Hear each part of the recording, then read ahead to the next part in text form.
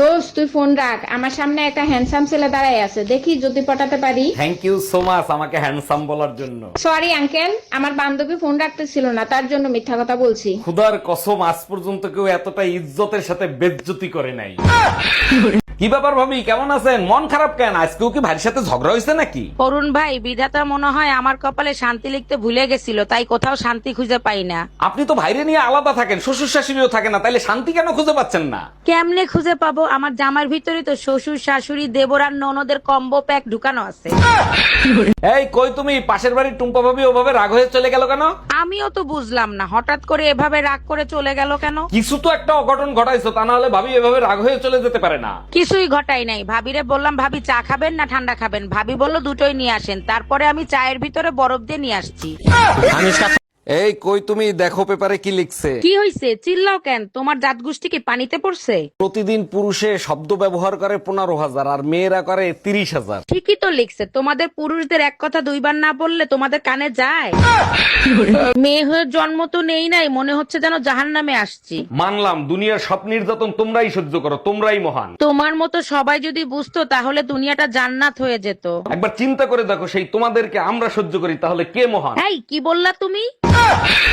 আচ্ছা টুম্পা, একটা জিনিস আমি লক্ষ্য করছি, আমি যখন হাসি তখন তুমি মনে মনে কি জানি চিন্তা করো। আচ্ছা তুমি কি চিন্তা করো বলো তো? দেখো, কিছু কিছু প্রশ্নের উত্তর না জানাই ভালো, তুমি সহ্য করতে পারবা না। আরে কি বলো, 25 বছর ধরে তোমার সহ্য করতেছি, আর একটা প্রশ্নের উত্তর সহ্য করতে পারবো না? তুমি বলো। তুমি যখন হাসো মনে মনে এটাই চিন্তা করি, আমার ভিতর কি এমন কমতি রয়ে গেল যে তুমি এখন পর্যন্ত হাসো।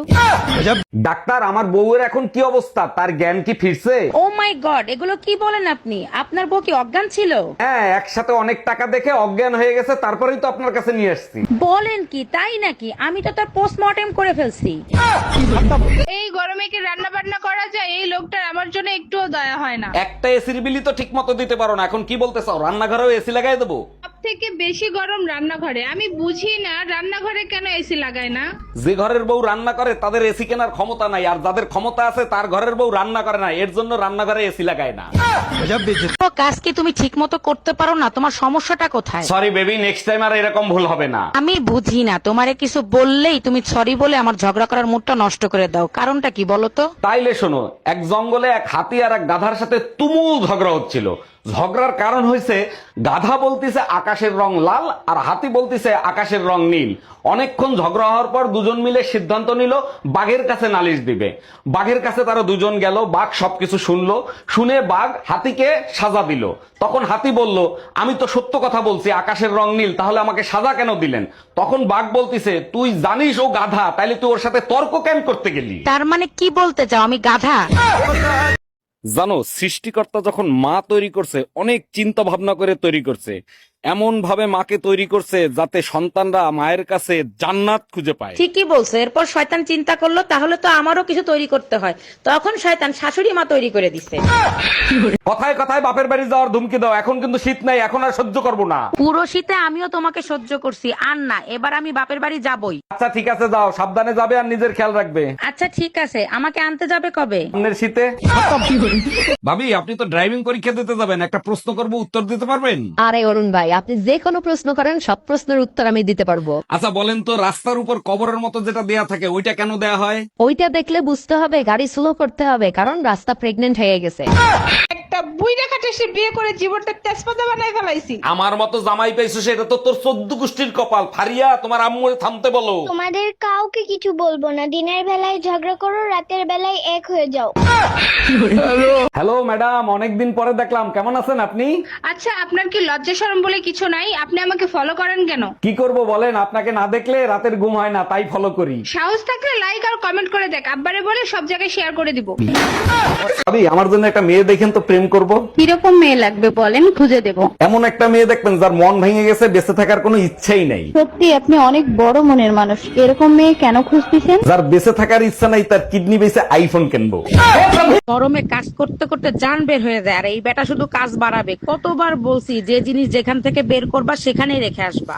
এই, তোমার আর কাজ করতে হবে না, তাড়াতাড়ি ব্যাগ গুছাও, তোমার বাপের বাড়ি রেখে আসি। বলো কি, তাই নাকি? হঠাৎ আমার উপর এত দয়া, কাহিনী কি? তুমিই তো বলছো যে জিনিস যেখান থেকে আনবো সেইখানেই রেখে আসবো, আগে তোরে দিয়ে শুরু করি।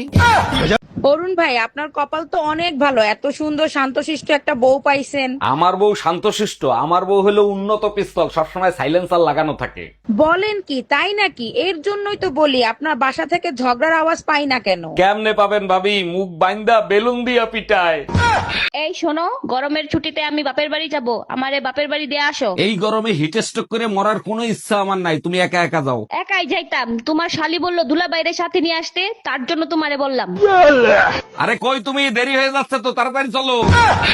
গরমে সিদ্ধ হয়ে গেলাম, তবু আমার কিপটা বেটা এসি কিনে দিল না। শোনো, গরম সহ্য করা শেখো, মরার পরে কাজে লাগবে। মরার পরে তোর জাত গোষ্ঠীর কাজে লাগবে, আমার লাগবে না। এসি কিনে দিবা কবে সেইটা বলো। স্বামীর সাথে যে দুর্ব্যবহার করো, তুমি তো জাহান্নামে যাবা, জাহান্নামের আগুন কেমনে সহ্য করবা?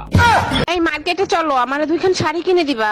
গত মাসে 2 খান কিনে দিছি, সেই 2 খান আগে শেষ করো। ও শাড়ি এলাকার লোক দেখে ফেলছে, এখন আমার নতুন শাড়ি লাগবে। তোমারও তো এলাকার লোক দেখতে দেখতে বিরক্ত হয়ে গেছে, আমি কি নতুন আরেকটা আনতে গেছি?